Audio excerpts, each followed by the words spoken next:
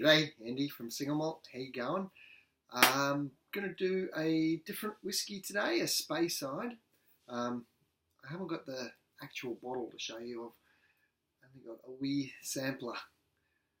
So it's the Gordon MacPhail Private Collection Tormore Cote Roti from 2002. As you can read, 45% ABV. Couple of things to say.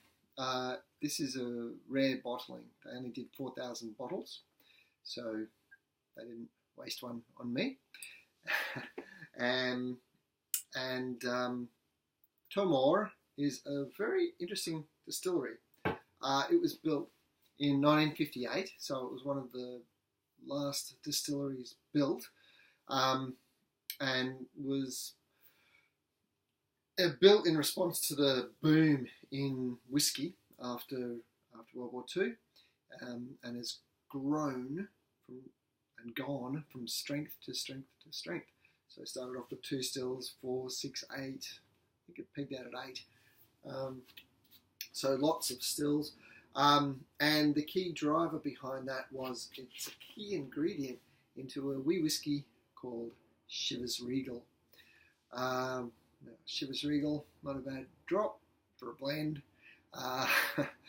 but it made getting a single malt, a genuine distillery bottling single malt, extremely difficult. In fact, they didn't start doing a distillery bottled single malt whiskey until 2004, which makes this little beastie very rare indeed. Needed to be an independent bottling. So the good folk at Gordon and MacPhail purchased some raw spirit and had it filled into their own barrels. And in this case, they selected some some barrels from Cote Roti.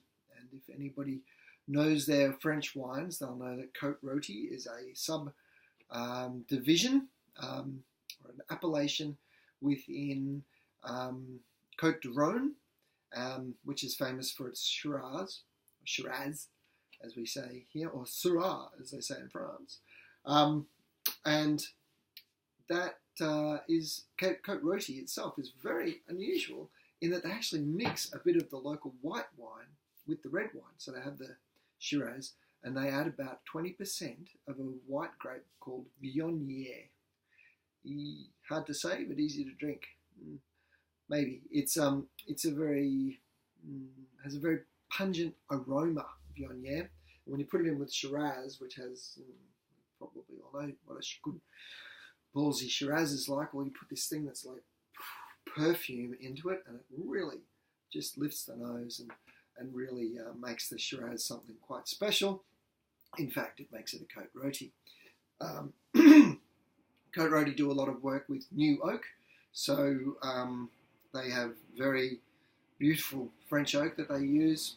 It's toasted, so they heat the staves of the barrels up in ovens rather than burning them. So it tends to impart a lot more flavour, whereas the burnt staves of American oak tends to absorb a lot of flavour and doesn't give off nearly as much flavour. And that would also explain the colour, because we know our good friends at Gordon and MacPhail do not use caramel, so that is its true colour. And it has a reddy bronzy tinge, which one would expect from a sherry cask, but in this case it's a French red wine cask from Cote Roti. So a lot to look forward to here. Tormore, it's a beautiful old distillery, architecturally stunning, built in a very unique style of the time, and really worth a look if you ever get down that way through Elgin and into the lovely areas in Speyside. Well, I think I've worked up a bit of a thirst talking about this little beastie. So let's see what she's like. Oh, that's a really unusual aroma out of the bottle. Pretty hard to tell out of these samplers, so we'll see what it looks like in the glass, eh? Better put the lid on. I don't want to spill a drop of something that was only bottled in 4,000 bottles. That's not much, is it? Okay. Lovely bronzy colour, as we've already discussed. Not what I was expecting. It's grapey. Sultanas and yeah, red grapes. Doesn't smell like a whiskey. It's really quite strange. So it smells more like a brandy, to be honest. I love brandy, but this is an unusual single malt whiskey. Okay.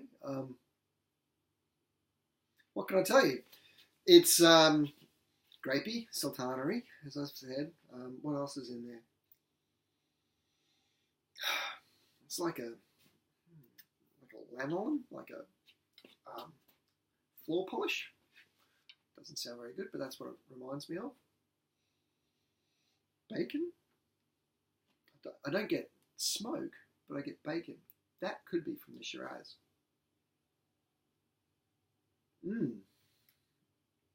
Yeah, okay. But I get lots of sultanas.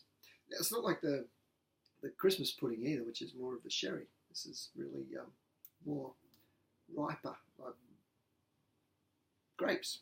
Really nice red clove grapes.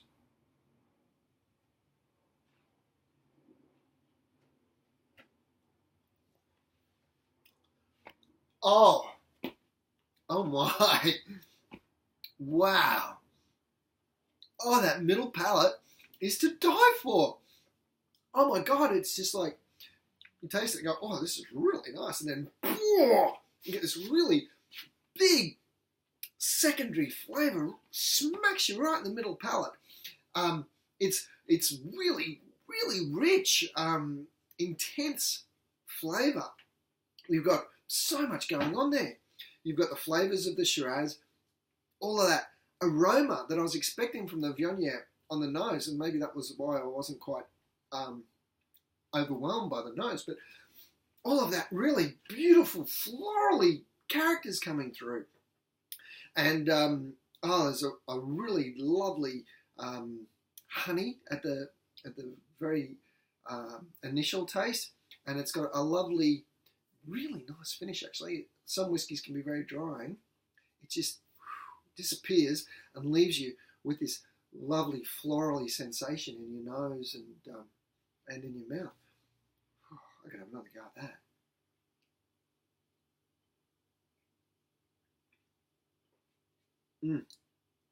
Great. Oh, that is just peach. Oh, yeah, it's all there. Wow, all of those flavours and more. There's like molasses and tar. You've got peach, I think I said that, apricots.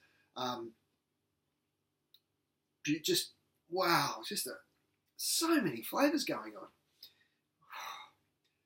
Oh, gee whiz, that's really turned up the game. There's only 4,000 of them. Get one.